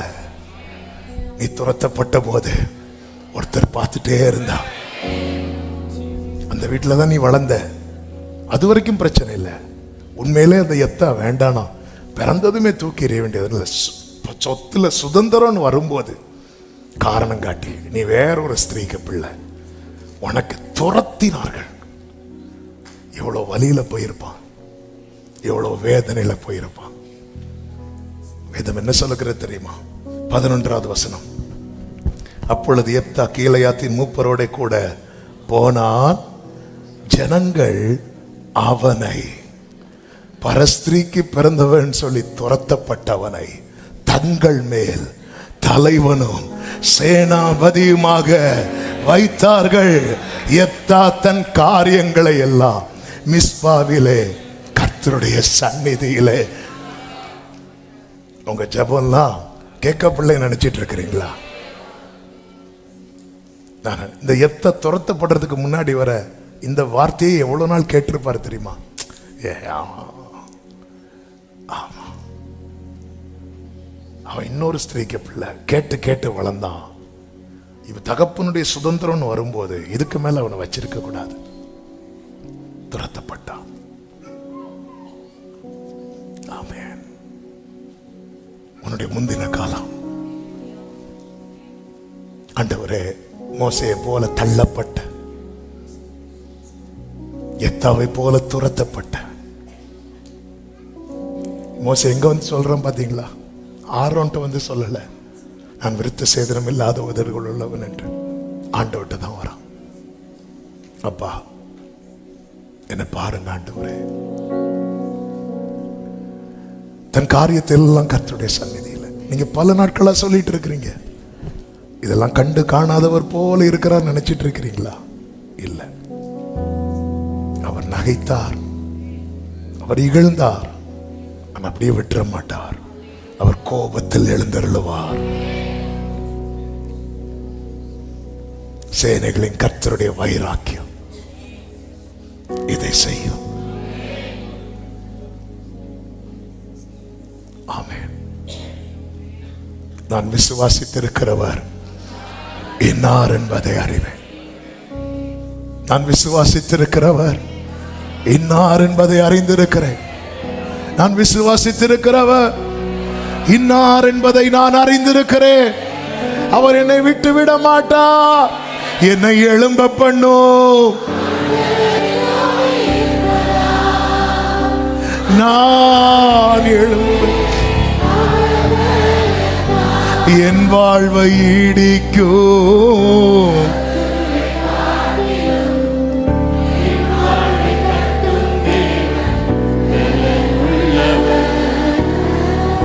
என் வாழ்வை ஈடிக்கும்.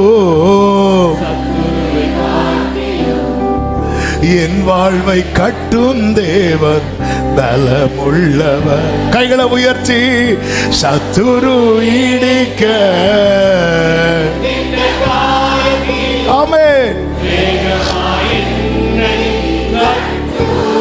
க்ளோரி. சத்துரு இடிக்க.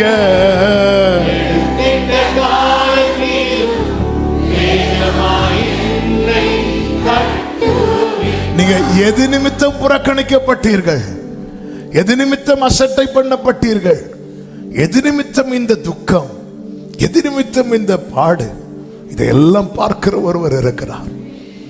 இவன் இருந்தா நம்ம சுதந்திரத்துக்கு பிரச்சனைன்னு சொல்லி யார் எப்தாவை துரத்துனாங்களோ அவன் இருந்தாதான் நம்முடைய சுதந்திரம் காக்கப்படும் என்று சொல்லி அவனிடத்தில் வந்து அவனை தலைவனாக்கிட்டாங்க. ஆமென். யோசேப்பின் சகோதரர்கள்ட்ட யோசேப்பு சொல்லும் ஒரு வார்த்தை உண்டு, நான் தேவனா அப்படின்னு கேட்பார். ஆண்டவர் அப்படி ஆக்கிட்டார். ஆண்டவர் அப்படி ஆக்கிட்டார். யோசேப்பின் சகோதரர்கள் இனி சாப்பிடணும்னா யோசேப்பு கொடுக்கணும். இதுதான் தேவனுடைய செயல். சேனைகளின் கர்த்தருடைய வைராக்கியம். இந்த காலை வேளையில சமீபத்திலும் தூரத்திலும் இருந்த அநேகர் இந்த சத்தத்தை கேட்டுக் கொண்டிருக்கிறீர்கள். எத்தனை பேர் இதை சொல்ல முடியும்? என்னை பிள்ளையாக்கி இருக்கிறார், என்னை அபிஷேகித்திருக்கிறார், என் தலையை உயர்த்துவார். ஆமென் சொல்லுங்க பார்க்கலாம். ஆண்டவராகிய இயேசு கிறிஸ்துவை பிதாவாகிய தேவன் அப்படித்தானே உயர்த்தினார். அவர் சிலுவையை சுமந்து கொண்டு போகும்போது அவரிடத்திலிருந்து நன்மை பெற்ற ஒருவர் கூட இல்லை. சில ஸ்திரீகள் தூரத்திலே நின்றார்கள் என்று சொல்லப்பட்டிருக்கிறது. அவர்களோடு கூட யோவானும் நிற்கிறான். யாரும் பக்கத்தில் வரல. ஆமென்.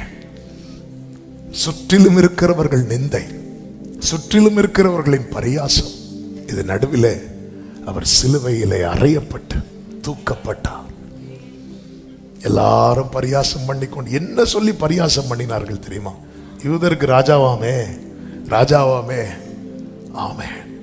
அந்த பரியாசத்தை அவங்க என்ன சொல்லி பரியாசம் பண்ணாங்களோ அவங்க கண்களுக்கு முன்பதாக ஒன்று எழுதப்படுகிறது.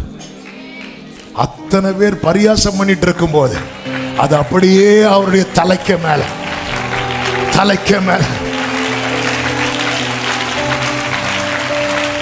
அவர் கோபத்தில் எழுந்து, ராஜாவாக நீ என்ன சொல்லி கிண்டல் பண்ண? ஆமே. அதுதான் சங்கீதம் 2. ராஜாவை அபிஷேகம் பண்ணி இது வைக்கிறது வரை சிரிச்சிட்டு இருந்தாங்க. சிலர் பரியாசம் பண்ணும்போது நமக்கு நடக்கிற மெயின் மேட்டரை விட்டுருவாங்க. ஆமா, அதனால பரியாசம் பண்றது நல்லது. நம்ம இல்லை, நம்மளை பாருங்க. சிம்சோனை பரியாசம் பண்ணிட்டு இருந்தாங்க, மெயின் மேட்டரை விட்டுட்டாங்க. எதை விட்டாங்க தெரியுமா? அவன் தலையில என்ன வளர ஆரம்பிச்சிட்டு, முடி வளர ஆரம்பிச்சிட்டு. அவங்க கொஞ்சம் கவனிச்சிருந்திருப்பாங்கன்னா மொட்டை அடிச்சு திருப்பி கொண்டு வந்திருப்பாங்க. முடி வளர விட்டுருங்க. ஒரு எண்ணெயை விற்கவே விட்டுருக்க மாட்டாங்க. இந்த எண்ணெயை, சில எண்ணெய் விளம்பரம்லாம் பார்த்தா நீங்க தலையில போட்டுட்டு உடனே கையை கழுவிறீங்க, இல்லைன்னா கையில முடி வளர்ந்து. நான் அந்த ஆளை தேடிட்டு இருக்கிறேன்.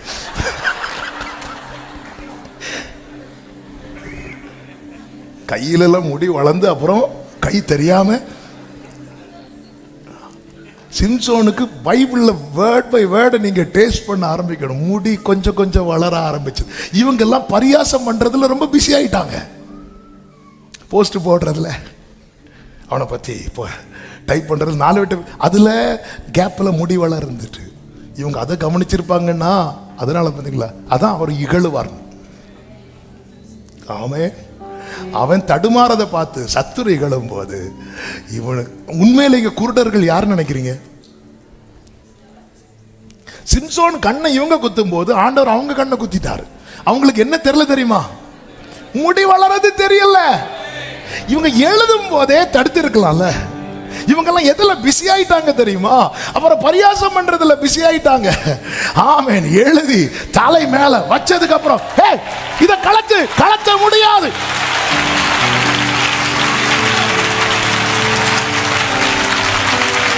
உன் தலை மேல நான் நினைத்திருக்கிறபடியே நடக்கும்,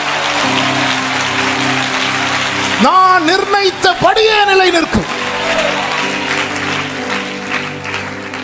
எழுதுறது தெரியாது, ஏதோ எழுதுறாங்க.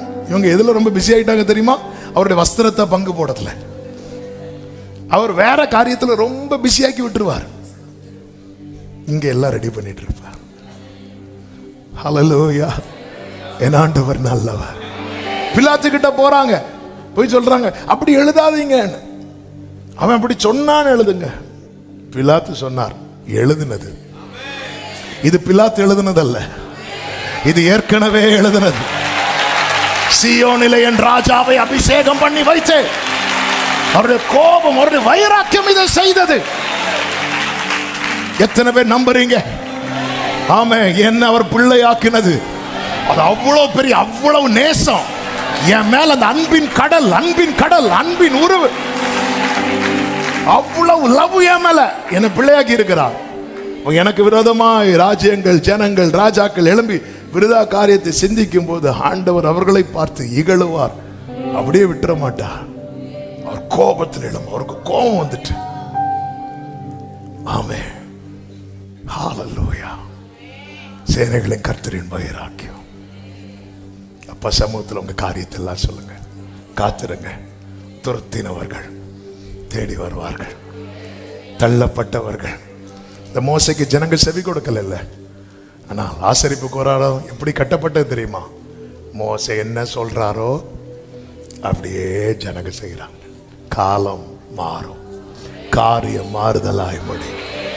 உங்களை என்னெல்லாம் சொல்லி ஒதுக்குனாங்களோ அவர்களுக்கு உங்களை தலைவனாய் ஆண்டவர். பாத்தீங்களா, ஆண்டவரே இந்த பார்வை எனக்கு செவி கொடுக்க, நான் ஒன்னு அவனுக்கு தேவனாக்கிட்டேன். என்ன ஆண்டவருங்க இந்த தேவன், என்றென்றைக்கும் உள்ள சதா காலமும் நம்முடைய தேவன். மரண பரியந்த நம்மை நல்ல கைகளை தட்டி ஆமென் சொல்லுங்க.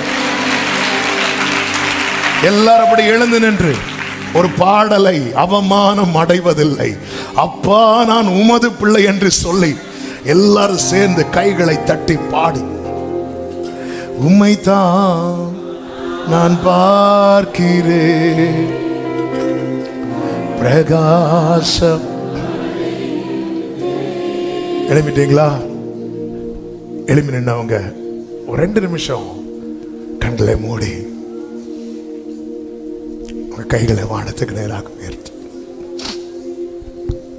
நீங்க மட்டும்தான்ப்பா எனக்கு உண்டு, நீங்க மட்டும்தான் எனக்கு உண்டு. மோசையை போல அப்பா நான் தள்ளப்பட்டது உங்க லைஃப்ல ரிஜெக்ஷனை பார்த்து, ஆண்டவரே ஆண்டவரே இதுக்கெல்லாம் நான் தகுதியே இல்லை ஆண்டவரே அப்படி சொல்லிட்டு இருக்கிறீங்களா?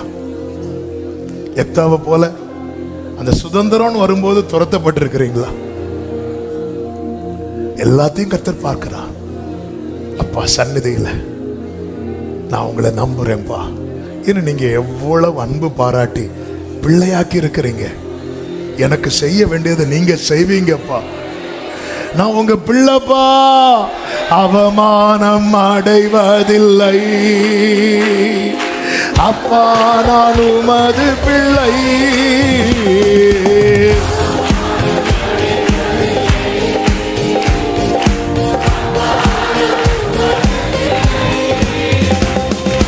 அப்பா நான் உமது பிள்ளை,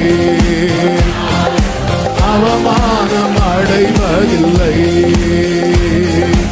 அப்பா நான் உமது பிள்ளை. உம்மைத்தான் நான் பார்க்கிறேன், உம்மைத்தான் நான் பார்க்கிறேன் பிரகாசம் அடைகின்றேன்.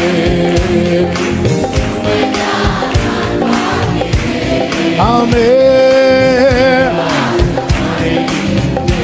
அவமானம் அடைவதில்லை. glory glory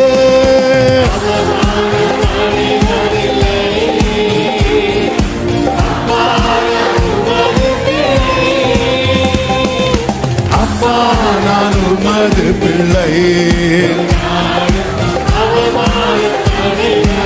ஆமென். ஒரு நாளும் உடைந்த நொந்த உள்ளத்தோடு கூடவே இருந்து பாதுகாக்கின்றேன். ஆமென்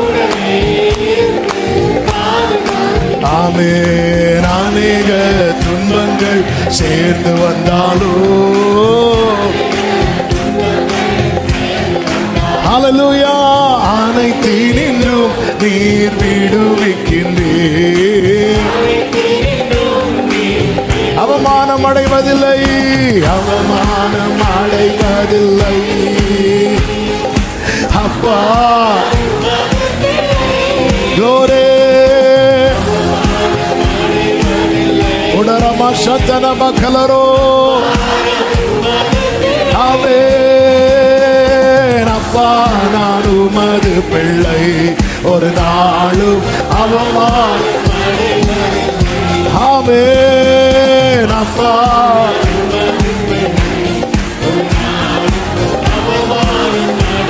அவர் அப்பான்னு சொல்லுவோமா? பிதாவான பிதாவான என் தேவனே தகப்பனே. glory பிதாவான. ஆமென். ஹalleluya. மாட்சிமையோ glory. ஆமென். மாட்சிமையோ உமக்கு தானே. சொல்லுங்க. அவமானம் அடைவதில்லை, அவமானம் அடைவதில்லை. ஆமென். சேனைகளின் கர்த்தரின் வைராக்கியம் இதை செய்யும். சேனைகளின் கர்த்தரின் வைராக்கியம் இதை செய்யும். glory glory glory glory. அப்பா ஓடரமா சந்தனமா கலரோ. ஹalleluya. அப்பா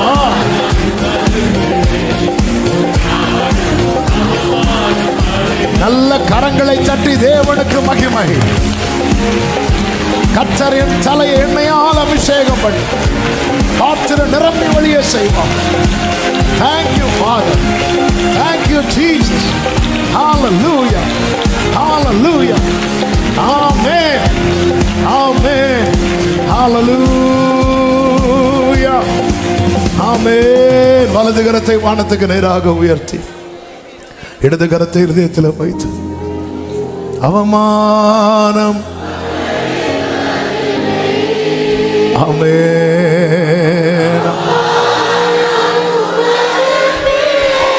glory. நாம் தேவனுடைய பிள்ளைகள் என்று அழைக்கப்படுகிறதுனால அவர் நம்மேல் பாராட்டின அன்பு எவ்வளவு பெரிதென்று பாரு. அப்பா ஒரு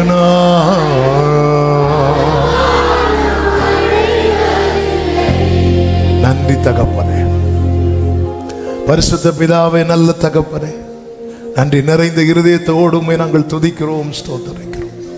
நீ நல்லவர், உங்க கிருபை பெரியது. உங்க சமூகத்தில் கொண்டு வந்து பாட, துதிக்க, ஆராதிக்க நீர் எங்களுக்கு பாராட்டின எல்லா தயவுக்காய் நன்றி. எங்களோடு பேசினீர். எங்கள் பிற்காலத்தை குறித்து அக்கறை உள்ள தேவன், எங்களுக்காய் வைராக்கியம் பாராட்டுகிற தேவன், எங்களுக்காக அனுப்பின வார்த்தைகளை எங்கள் மேல் இறங்க பண்ணுகிற தேவன், எங்களுக்காய் எழுந்தருளி எங்களை உயர்த்துகிற தேவன். உங்க பாதம் பணிந்து நன்றி செலுத்துகிறோம். ஒவ்வொருவரை ஆட்கொள்ளும். பிற்காலம் மகிமை உள்ளதாய் இது கர்த்தராலே ஆயிற்று, இது நம்முடைய கண்களுக்கு ஆச்சரியமா இருக்கிறது என்று சொல்லும்படிக்கு கர்த்தர் ஆசீர்வதிப்பீராக என்று ஜெபிக்கிறோம். கிருபை பெருகட்டும், பாதுகாத்து நடத்தும். எல்லா மகிமை, கனம், துதி, ஸ்தோத்திரங்கள் ஒருவருக்கே செலுத்துகிறோம். இரட்சகர் இயேசுவின் நாமத்தில் பிதாவே, ஆமென். சேர்ந்து சத்தமாய் சொல்லுவோம். என் ஆத்துமாவே கர்த்தரை ஸ்தோத்திரி, முழுவதுமே அவருடைய பரிசுத்த நாமத்தை ஸ்தோத்திரி. என் ஆத்துமாவே கர்த்தரை ஸ்தோத்திரி, கர்த்தர் செய்த சகல உபகாரங்களை மறவாதே. ஆமென். நம்முடைய கர்த்தராகிய இயேசு கிறிஸ்துவின் கிருபையும் பிதாவாகிய தேவனுடைய அன்பும் பரிசுத்த ஆவியானவருடைய ஐக்கியமும் சிநேகமும் பாதுகாவலும் நம் அனைவரோடும் எல்லா பரிசுத்தவான்களோடு கூட கர்த்தருடைய வருகை மட்டும் தங்கி இருப்பதாக. ஆமென். ஹalleluya. God bless you. கர்த்தர் உங்களை ஆசீர்வதிப்பார்.